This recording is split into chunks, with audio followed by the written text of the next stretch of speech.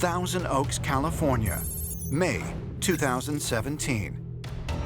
Ancient astronaut theorist Georgios Tsoukalos visits the Ventura Biocenter to examine one of Earth's most curious creatures, the Bombardier Beetle. This little bug is a marvel of evolution, or some say, intelligent design. Peter, good to see you. Nice How to are see you? And this All is right. Tom. Hi. Hello, Tom. Nice to meet Pleasure. How's it going? Tom is our insect wrangler and is going to help us set up a demonstration on one of the coolest animals on Earth, the Bombardier Beetle. That's fantastic because about a year ago, Eric von Daniken gave me his latest manuscript for his newest book. And we all know that there are these multiple creatures that seem to defy Darwinian evolution. And one creature that jumped out at me that I hadn't heard before was this beetle right here. This beetle is fascinating from an evolutionary point of view. And in fact, it's been used by many people to suggest that evolution doesn't work at all. And the reason is the enormous complexity of this thing. This animal is a chemical warrior. It's able to shoot out boiling hot streams of a really toxic liquid that have the same sort of mix as rocket fuel. That's amazing. And it can shoot over 500 of these bursts per second. But the process happens so fast, it's almost in a blink of an eye. So we have a high-speed camera over here that can shoot about 2,500 frames per second. And with that camera, we can slow down this process. And in seeing that process, we can work out the exact sequence of events. So let's set this up with Tom and watch this take place. Let's do it.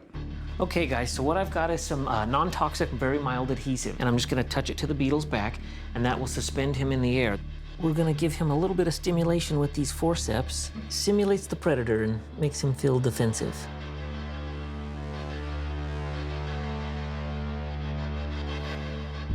Oh, there it was. While it is almost imperceptible to the naked eye, with the high-speed camera, the beetle can be seen blasting rapid-fire streams of deadly chemicals directed at any would-be predator. Oh, There it wow. goes. How cool. Projected it in that particular direction. Right. You can actually see the squirts, the mist, the vapor. The appendage which allows this to happen can rotate, it can move back and forth, so it can shoot this in lots of different directions. Yeah, this is really awesome. Dr. Ward has set up a computer-generated model of the Bombardier Beetle to show Giorgio the incredible process that is taking place inside its body. You've got the organs that produce the chemicals, and two separate chemicals are being made. We've got this hydroquinone, which is actually a makeup of the organics of the creature. It's part of its external skeleton. The second one is a chemical called hydrogen peroxide, which is rocket fuel.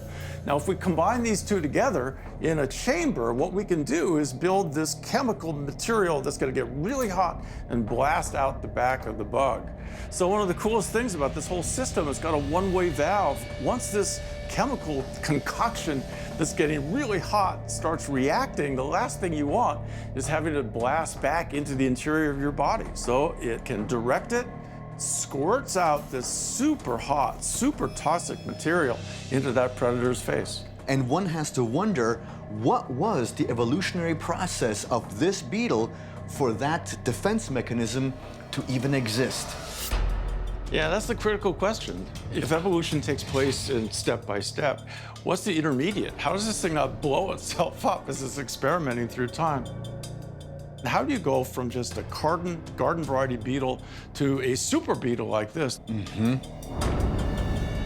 One has to wonder if this creature perhaps was brought here in its finished form, or at least the genetic material for this creature came here as a finished product.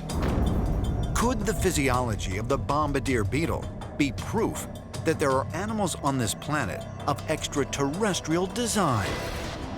The gases that the beetle emits can burn the skin of humans. And if the mechanism it holds within its body was constructed on a larger scale, it could be a very deadly chemical weapon. Is it possible that aliens place certain creatures on this planet so that humans can learn from them and recreate their abilities?